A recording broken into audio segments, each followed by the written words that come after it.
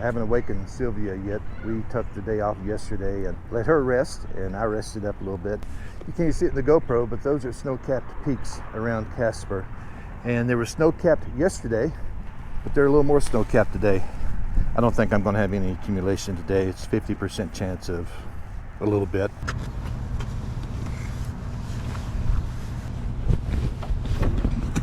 Good morning, Silvia. Hope you enjoyed that day's rest. Today might be quite an adventure. It's snowing in Casper, Wyoming. And today we are going to end up in Lander, Wyoming, where the chance of snow is actually a little bit greater. I'm not sure exactly how it's going to go today. Right now, let's try to get bundled up, get you started, and get on the road. I think I forgot to say that this is day 8 of our adventure, and it's around 34 degrees.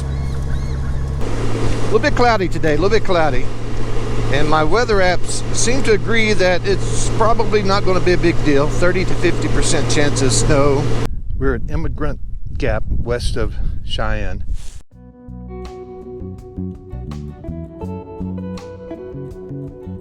You can't see it from here, but the marker says that, I guess when you just go over through the gap right over here, they can see their next week's journey. They can see 7 days of travel in front of them. Let's walk over and take a look at the marker.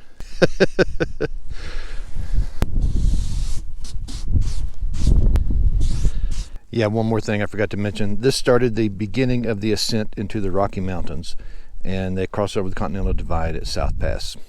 So this would have been a major inflection point in their journey. Things are about to change now. Now I've got a decision to make. I wanted to keep following this road, which amazingly is a very good road. I was going 20 or 30 miles an hour and not having any issues with washboard. I don't know. I don't want to get in too deep and can't get out.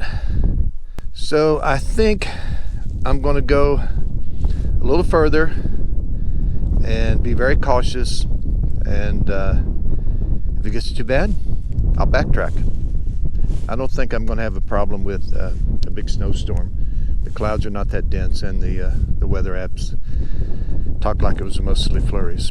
Let's see if I can get Silvia through these mud ruts. Oh, actually, those are the hardest things on a motorcycle. These mud tracks, ruts that have dried. A 1,000-pound motorcycle just goes crazy trying to follow those. The front wheel will follow one, and the rear will try to follow the other.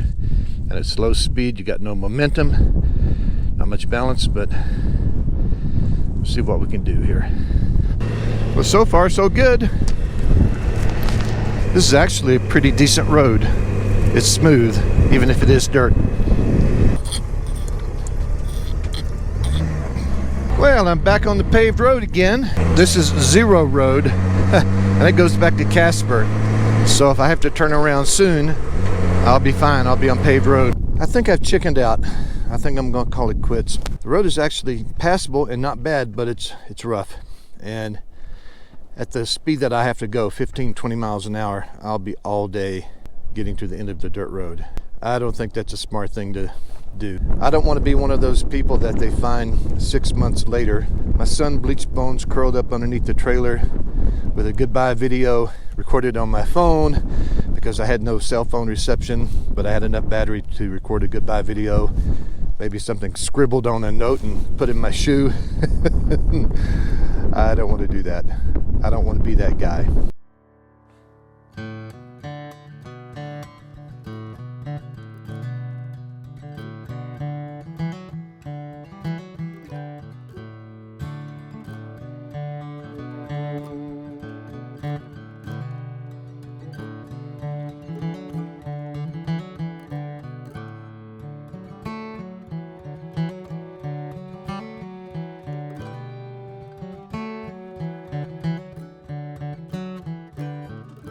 I think it's the right choice to turn around. I can make it, but I don't want to camp out here tonight because it took so long to get to the end of this gravel road. If I don't turn around now, the further I go, the further it will be to backtrack. And at one point, I'll get to where it's further to backtrack than it is to just go on. And that can lead to bad decisions. I left my helmet on because the wind is blowing and it's cold. So it's time to plug in the heated jacket and get some heat going through me. I'm at a roadside pull-off south of Casper that has some historical markers that I want to check out. And no cowboy hat today. It is cold. There's a wind chill, and so I want to keep my head warm. Fort Casper, South Pass. I keep talking about South Pass. That'll probably be tomorrow. Right around in here somewhere, right around there, is where the Oregon Trail cut off in the earlier days, and the California Mormon Trail went on to Salt Lake City. Now, in later years, there were cutoffs that shortened that a little bit, and that's what you see there. And at this point, the travelers had completed more than 1/3 of their roughly 2,000-mile journey to Oregon to California. Mormons bound for Utah had reached the halfway point. This talks about Indian attacks, and here's another map. Sand Creek Massacre Site. I've been there. Fort Laramie, Fetterman, here's Casper. The Bozeman Trail went on up into Montana. In 1866, there were peace negotiations at Fort Laramie, and that resulted in the Treaty of Fort Laramie in 1868, where the U.S. abandoned all lands north of the North Platte River. I did not know that we had done that. And the peace lasted for 6 years until gold was discovered in the Black Hills, and it all broke loose again. Of course, they belonged to the Indians anyway, but the treaty had granted the U.S. access or ownership of those lands, and we gave them back. And there's one more marker I want to show you. Here's Casper, and here's where I tried to go this morning. I wanted to go down County Road 319. There's several things through here that I wanted to see, but check it out pretty quickly. So I'm going to go down Wyoming 220 and pick up the trail down in here again. There's some things here that I want to see. I see now they're on the southern side of the river. They had to cross it here over the North Platte because the North Platte originates down in here. I get it now. I begin following the Sweetwater River. Well, look at that. This is a bigger deal than I thought. National Historic Site, Bessemer Bend. I thought it was going to be just another marker in the middle of nowhere. Let's go check it out.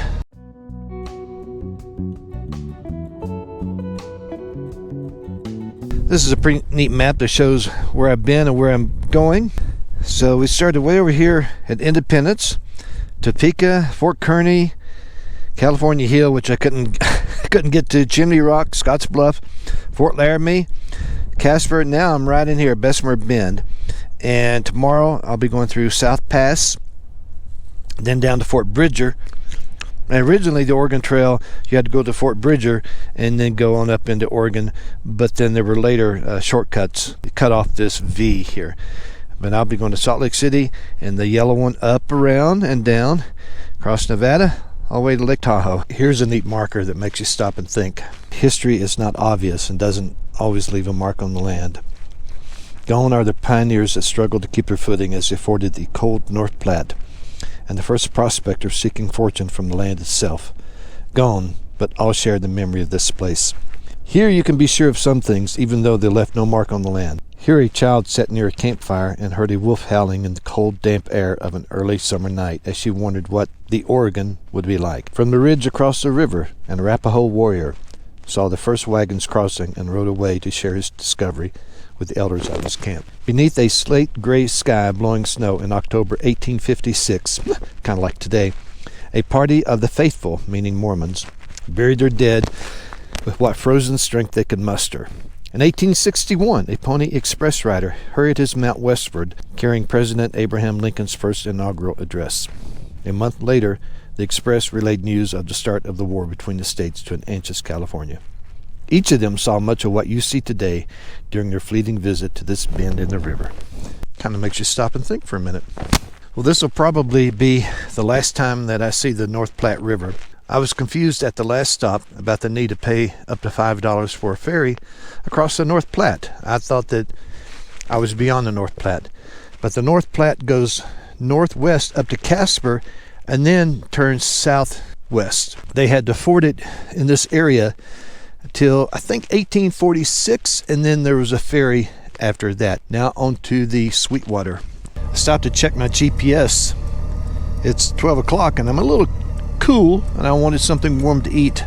and I checked my GPS for where the next place to eat would be. It's 108 miles. The next place to get gas, 108 miles. The place where I'm staying tonight, 108 miles.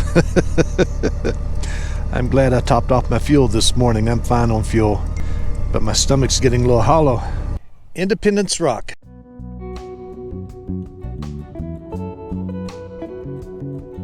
This landmark is famous because the immigrants had to be here by Independence Day, July 4th, hence the name Independence Rock. So if they were on time, they got here July 4th, they would often rest for a few days and do repairs on wagons or whatever. I mentioned earlier that it's 108 miles on to the nearest restaurant, gas station, and where I'm going to stay tonight. And I was a little hungry, so I had to break into my emergency stash of pepperoni and cheese and wheat thins that I carry in my cooler just for such an occasion. And as you can imagine, there's names inscribed on the rock, and if it were a warmer day, a sunnier day, and not snowing, I would hike around the rock. I think you can hike all the way around it, but that's not going to happen today. Silvia, we need to get on the road again. I don't know if you can see or not, but look at the snow fences on my left. Try to catch us as we go by. I think the purpose is to keep it from drifting in the roads. Well, that was funny. My GPS said no gas between here and where I'm going to stay tonight, and I was about to make a right-hand turn. I saw this place, and I had a little under half a tank, and I think that's perfectly fine to get to where I'm going. And I've got a emergency gallon I carry in one of the side bags. But out here in the American West, if you did blow half a tank, you don't pass up a filling station. So I pulled in, and this morning I think I paid $3.10, $4.75. But it doesn't hurt too bad when you only need 3 gallons. Now I'm headed northwest, so I think it's going to get a little cooler. Lander, 81 miles is where I'm headed. I'm at a place called Split Rock.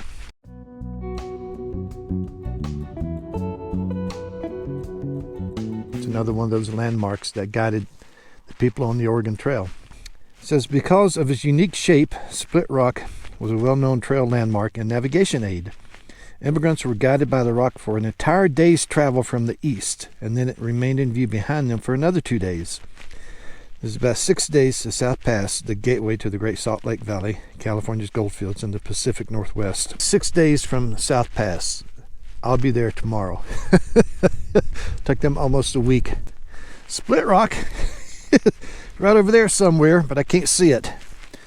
I'm really not sure what I should be seeing. But we'll talk about the Pony Express, because the Pony Express did have a crude corral. It says a crude log structure with a pole corral at the base of that mountain right there. There were stations set up about every 10 to 15 miles apart, each with 2 to 4 men and extra horses. Lightly equipped and armed, each rider rode 70 miles round trip, exchanging horses at 3 relay stations. They averaged 10 to 15 miles an hour. As you know, the Pony Express only lasted about a year and a half because the, quote, talking wire came along in 1861 and ended the need for it. William Buffalo Bill Cody was a Pony Express rider at one time, and due to another rider's untimely death, Cody was forced to add an extra leg to his relay and eventually covered a total of 322 miles in 21 hours and 40 minutes using 21 Indians. Start that again. Using 21 horses. It's not heavy nor sticking, but the snow just keeps coming down all day. What do you think, Silvia? Let's do it. I'm on US Highway 287 in the middle of nowhere, Wyoming. Actually, I'm about 50 miles east of Lander, where I'm going to stay tonight. And this is an interesting place. Slough. I can't pronounce that, but anyway. Slough is a small stream that flows into the Sweetwater River 5 miles east of here. The marshes, soils, and plants insulated the previous winter's ice, and it melted slowly throughout the summer. So under the marshes, a thick mat of ice could be found late into June or early July. And so western-bound immigrants would stop their wagons here for the purpose of breaking out chunks of ice to use in their drinks and to preserve meat. And you could dig down about 2 feet and find ice. That's pretty neat. And due to many factors, it says it's not really a thing these days. There's a little bit of ice, but not like back in the 1850s and 60s. All right, Silvia, just a little bit further. Oh, that's funny. A day like today, small comforts go a long way. And I've got a heated jacket. And I get off and walk around and I have to unplug. And then when I get back on the bike, I plug in, turn it on, and there's just a whoosh of warmth. Whew.